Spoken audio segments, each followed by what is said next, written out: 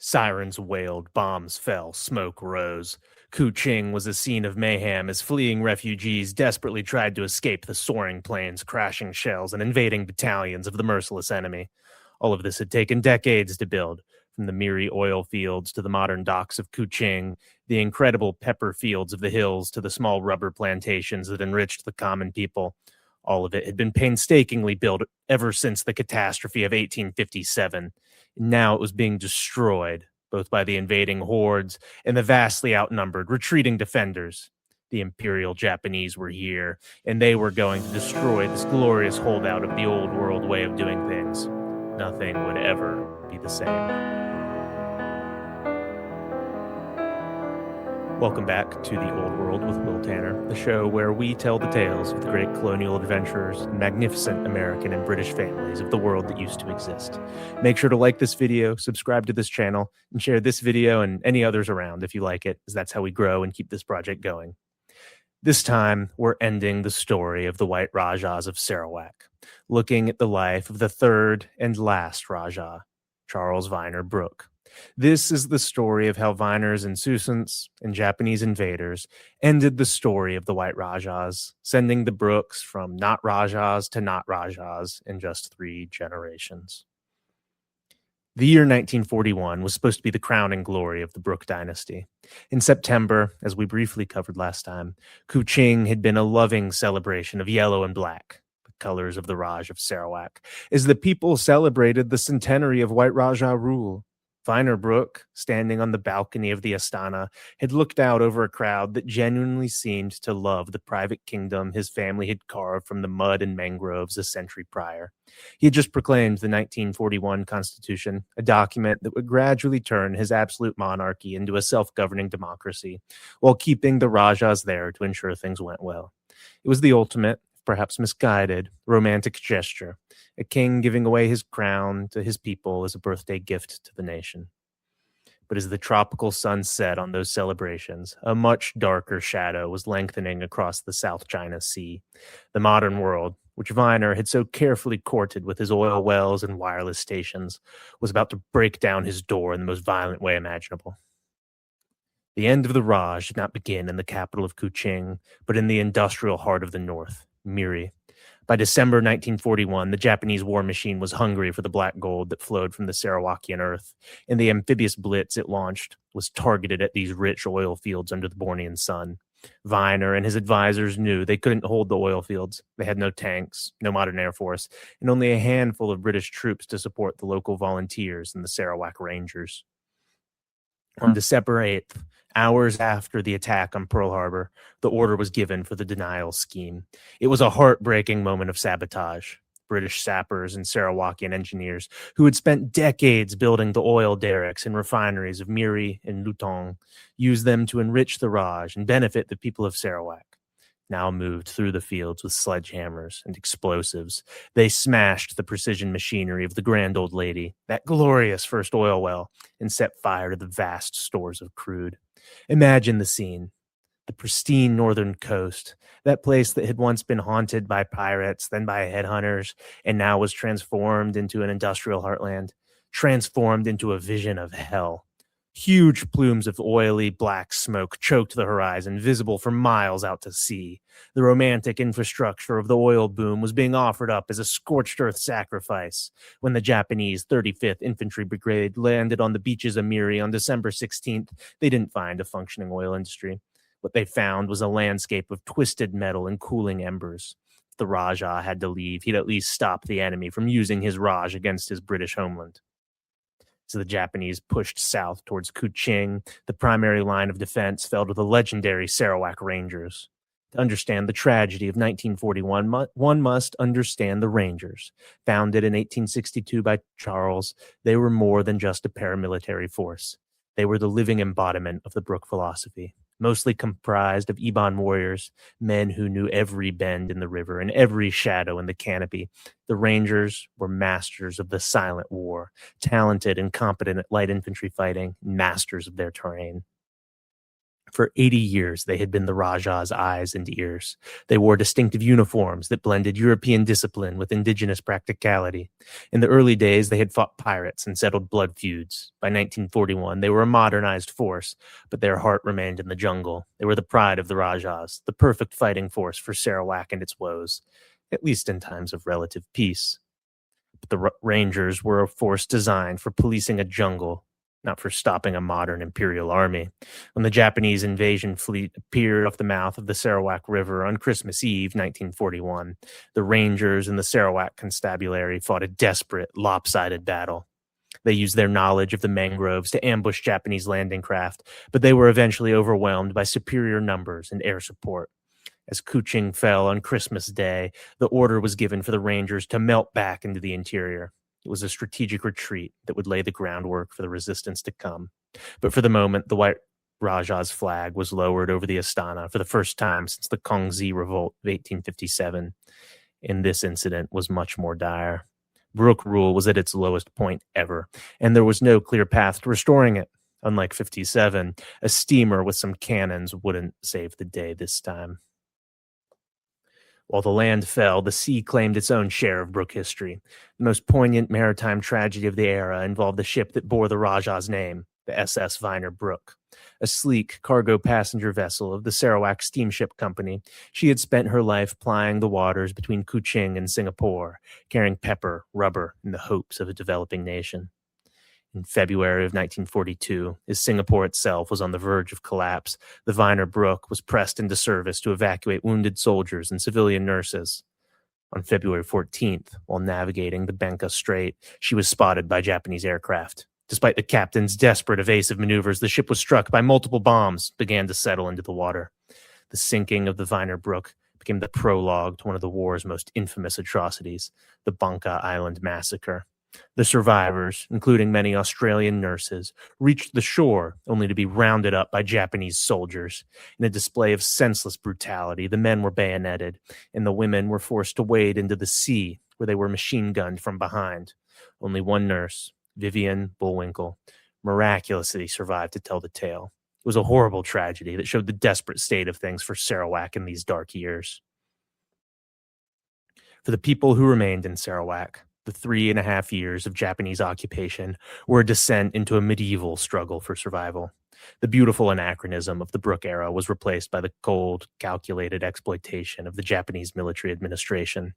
Kuching was renamed Kuki. The residents were forced to bow to the east, learn Japanese. The economic prosperity Vyner, who had fled to Australia and would stay there for the duration of the occupation, had built, vanished overnight. The banana money, the worthless occupation currency, led to hyperinflation that made a single egg cost more than a day's labor. Schools were closed or converted into propaganda centers, and the once bustling port of Kuching stood silent, its warehouses empty, and docks devoid of those trade steamers that had once romantically hummed across its waters. The Kempeitai, the Japanese secret police, ruled through terror. The accessible Rajah, who would sit and listen to grievances and fairly administer justice, was replaced by officers who viewed the local population as mere resources to be exploited.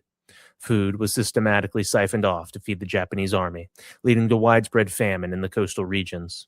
People who had once lived on the bounty of the land were reduced to eating tapioca and wild ferns, as the rice fields were neglected or confiscated. Yet, even in this twilight, the spirit of the Raj endured. Many Sarawakians kept Brooke flags hidden in their rafters, and the phrase, Tunggu Rajah Pulang, wait for the Rajah to return, became a whispered prayer in the markets and longhouses as the Rajah hid in Australia. Charles and James would have fought, but Vyner hid. The Japanese occupied the towns and the river mouths, but they never truly conquered the Ulu, the deep interior. It was here that the most romantic and daring chapter of the war was written in blood, with the loyal Dayaks of Sarawak rising up against the Rajah's enemies in a last, final show of loyalty of the sort seen by Charles's men during the Kongzi Rebellion.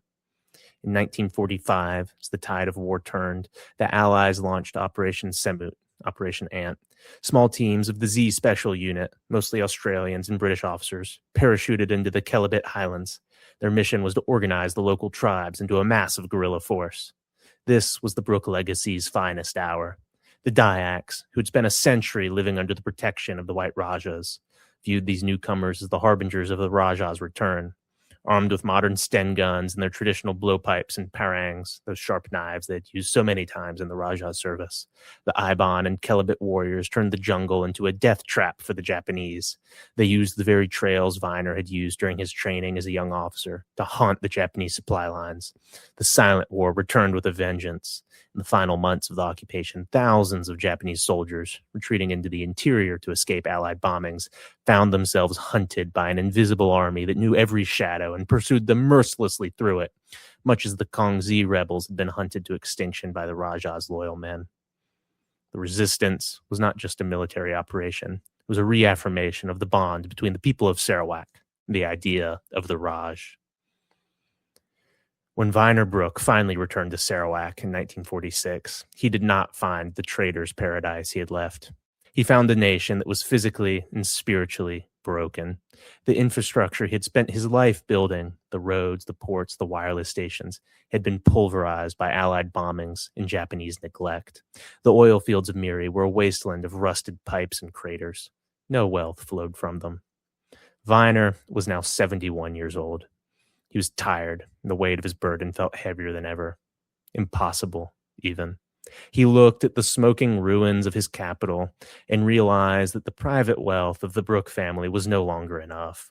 To rebuild Sarawak, to bring in the modern world as a healthy, functioning state, would require the many pounds and the administrative expertise that only the British Empire could provide. This realization led to the most controversial act in the history of the Raj, Vyner's decision to give up the Raj of Sarawak, ceding it to the British Crown. Vyner believed that by giving the country to Britain, he was ensuring its future and putting it in the hands of those who could rebuild it. But to his family, it was a betrayal of a sacred trust. This sparked a vicious and public feud that would tear the Brooke family apart. On one side was Vyner, supported by his flamboyant wife Sylvia. They argued that the era of private kingdoms was over, an anachronism that could not survive the post-war world, and in any case was incapable of rebuilding Sarawak satisfactorily. On the other side was Vyner's brother, Bertram, the Tuan Muda, and his nephew, Anthony Brooke. Anthony, who had been the Rajah Muda, heir apparent, was a passionate defender of Sarawakian independence. He saw the cession as a grubby deal meant to secure a comfortable retirement for Vyner, who'd spent the war cowering in Australia, at the expense of the people's sovereignty. He pointed to the 1941 Constitution, which had promised self-rule, and argued that Vyner was effectively selling his subjects to the British Colonial Office. This was a betrayal on a vast, unimaginable scale. The legal battle was intense. Anthony attempted to challenge the legality of the cession in court, while Vyner used his remaining powers to push the cession bill through the Council Negri. The vote was heartbreakingly close. The European members and some Malay leaders voted for cession, while the majority of the native representatives, the Iban and many Malays, voted against it. They didn't want to be British subjects. They wanted to be the Rajah's people. On July 1st, 1946, Sarawak officially became a British Crown colony. Vyner Brooke left the Astana for the last time, ending a century of one of history's most peculiar and romantic experiments in governance. The departure of the Brookes did not bring peace. For years, a massive anti-cession movement gripped the country. Thousands of civil servants resigned in protest, and schools were closed. The people felt that their social contract with the Brookes had been violated by the British. Anthony was engaged in this, trying to secure his patrimony into the future. The movement reached a tragic climax in 1949 when a young Malay nationalist named Rosalie Doby assassinated the second British governor of Sarawak, Duncan Stewart, during a public visit to Cebu. It was a shocking act of violence in a land that had prided itself on peace. While Anthony Brooke was never linked to the plot, the British used the incident to crush the anti-cession movement once and for all. By 1951, Anthony was forced to renounce his claims to the throne, and the era of the White Rajahs finally, irrevocably, ended. So, where are the Brookes now? After 1946, Vyner retired to England, as had Sir James and Charles, living a quiet life until his death in 1963. Anthony Brooke, the uncrowned Rajah, spent much of his life traveling the world as a peace activist, eventually settling in New Zealand, where he died in 2011. Today, the Brooke legacy is managed by the Brooke Trust, led by Anthony's grandson, Jason Brooke. Far from being forgotten, the family has remained a remarkably positive legacy in the eyes of modern Sarawakians. Jason Brooke has worked closely with the Sarawak government to restore historical sites like Fort Margarita, built by Charles, and to return the family's archives to Kuching. Sarawak itself developed rapidly after the Brookes left. It became a founding state of the Federation of Malaysia in 1963, and the oil wealth that Vyner first nurtured has turned the state into an economic powerhouse. Yet, even in the glass and steel modern city of Kuching, the Brooke presence is everywhere. In the architecture, the street names, and the unique, harmonious, multi-ethnic identity of the people. What then is the legacy of Vyner Brooke in the Third Rajah's era? It is best found in the 9 cardinal principles he penned in 1941. He wrote that Sarawak is the heritage of our subjects and is held in trust by ourselves for them. He emphasized that justice shall be freely obtainable, and that the goal of self-government shall always be kept in mind. Vyner Brooke was a man of contradictions, a monarch who loved the quiet life, a ruler who gave away his kingdom, and a father who couldn't find an heir. He presided over the greatest prosperity and greatest tragedy in his country's history. While he was criticized for the manner of his exit, his fundamental belief that the people of Sarawak were a unique nation deserving of their own destiny remains the bedrock of Sarawakian identity today. The story of the White Rajahs was a 100-year dream of a better world, born in the age of steam and sail, and ending in the age of oil and nuclear power. It was an anachronism, yes, but it was a beautiful one, a romantic interlude to the harsh history of the region, one that without the Brookes probably would have left behind a broken people, but because of them, left behind a proud and united nation. Thank you for listening. I hope you enjoyed this series. I hope you enjoyed learning about the Brookes. I'll collect them all into one big episode and put that out there.